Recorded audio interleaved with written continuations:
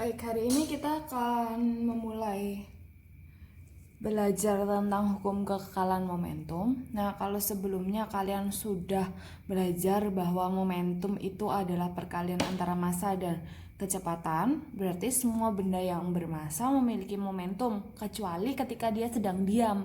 Karena kalau sedang diam berarti kecepatannya 0, berarti momentumnya 0. Oke, nah momentum semua benda itu tergantung dari massa dan kecepatannya berapa. Nah, selama tidak ada gaya luar, misalnya apa? Tidak ada gaya luar, tidak ada gaya dorong, tidak ada gaya gesek, tidak ada gaya mesin, itu gaya luar, maka momentumnya akan selalu konstan. Misalnya apa? Nah, sebuah mobil bergerak dengan kecepatan 10 meter per sekon. Selama dia tidak direm, selama dia tidak digas, dan selama gaya gesek antara mobil dengan jalan itu diabaikan, maka dia akan bergerak dengan kecepatan 10 meter per sekon terus.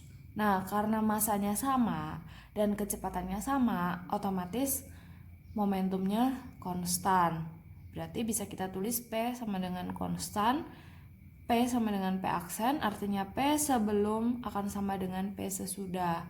Nah, nanti P-nya bisa diganti dengan M kali V.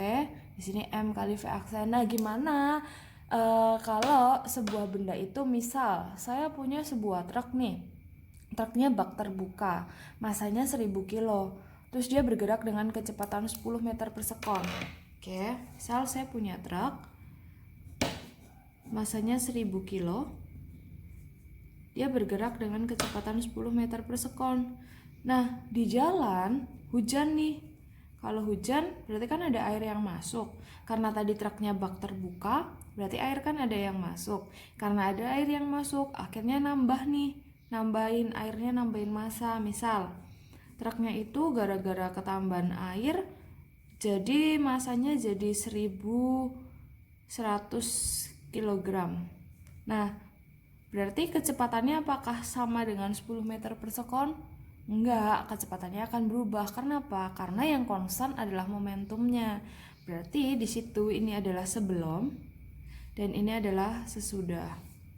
Oke, berarti bisa saya masukin di sini P sama dengan P aksen, M1 LV1 sama dengan M2V2.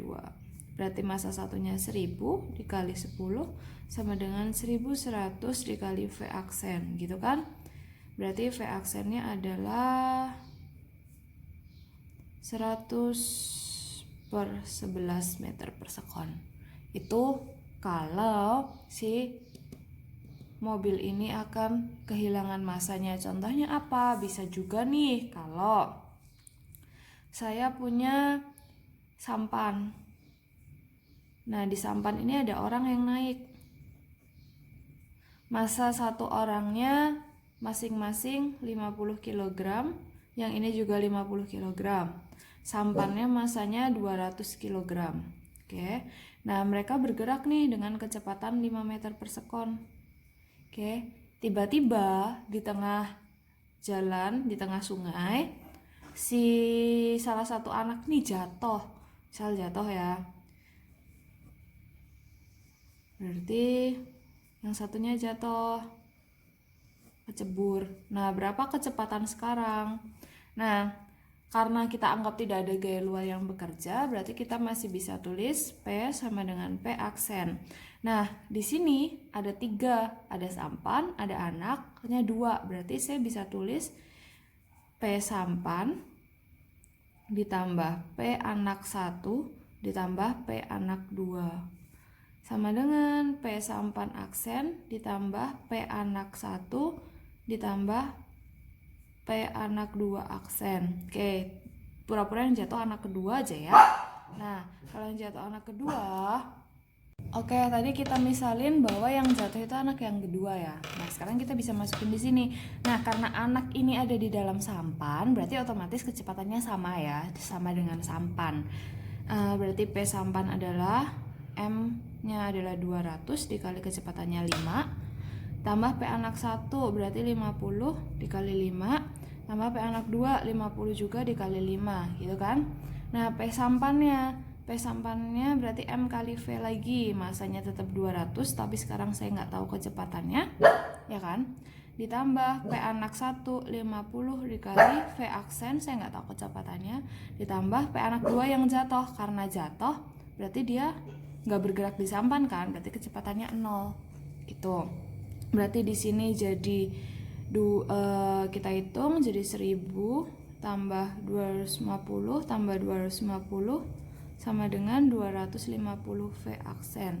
Ini adalah 1500 sama dengan 250 V aksen. Berarti dari situ kamu dapat V aksennya adalah 6 meter per sekon.